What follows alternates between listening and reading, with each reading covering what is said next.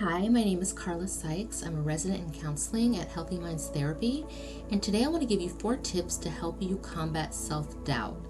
Self-doubt is one of those things that can really negatively impact the way you view yourself. It can affect your relationships and how you interact with other people, and it can also make it harder to achieve your goals. So, the theme of these tips is the power of flexibility in your thinking to help improve your feelings of self-doubt. So, tip number 1 is being open to the idea that there are multiple ways to view yourself rather than being fixed on one perspective. So, for example, you want to look out for always and never statements. An example of this might be, I always fail, so what's the point of trying? Or, I never make friends when I go out, so I must not be likable. So how do we fix this? Replace the always and never statements and write down exceptions from the past when this was not true. For example, there have been times that I may have not met my goals, and there have also been times I have accomplished and worked hard toward achieving something. Or sometimes when I go out, I don't make friends, and there are times when I am able to connect with others. Tip number 2 is the power of and. Now, this is borrowed from the concept of dialectical thinking, or the idea of 2 extremes. The focus is on the idea that 2 opposing thoughts, beliefs, or even desires can both be true at the same time.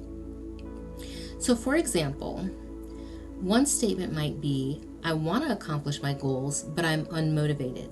And as you can see, these are both at the opposite ends of a spectrum. So, how do we fix this? Let's change it to, I'm not as motivated as I could be right now, and I can still accomplish my goals slowly over time. Another example might be, I want to be social with others, but I'm quiet and awkward, which turns people away. So a fix for this statement might be, I'm generally a quiet person, and I can learn new social skills to improve how I interact with others. Tip number 3, challenge assumptions made about what is possible.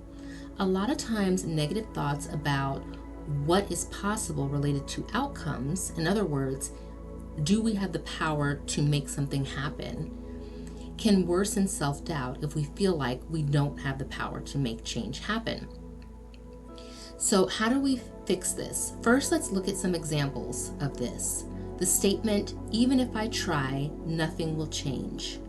Another one might be, things have always been bad, so they will stay that way. Or, I can't control what happens, so why bother? I'll just accept things as they are. So how do we fix this? First, let's challenge some of your ideas. Let's find the times to really figure out what you have tried in the past to solve these problems. Is it possible that you just need additional information or support or research on this area?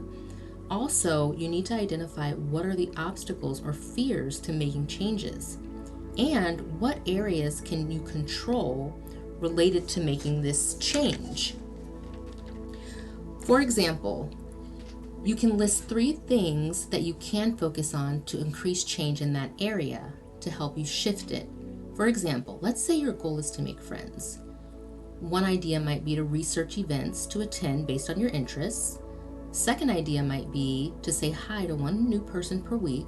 And the third idea might be eat at a new location. Tip number 4, choose behavior that is intentionally flexible rather than what you would typically do. So for example, I'm going to give you a rigid thought. And the idea of a rigid thought is it basically places a label on yourself and makes it even more difficult to make changes. So an example of a rigid thought might be, I'm an unorganized person, so my house will always be a mess. A lot of times when you have a rigid thought, that equals a rigid action or the same action. So in this circumstance, the rigid action would be maybe you avoid organizing because you've already given yourself the label of being an unorganized person. So how do we fix this? We want to have a more flexible thought, because flexible thoughts tend to equal flexible actions or a different action. So in this case, a flexible thought might be, my house is not completely in order and I can slowly start to put things away. A flexible action might be when I go in the house today, I'm going to put my shoes away in the closet rather than throw everything on top.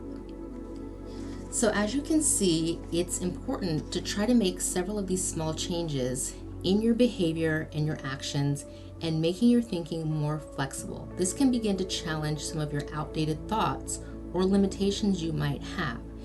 These tips can help you improve your overall self-confidence and reduce self-doubt.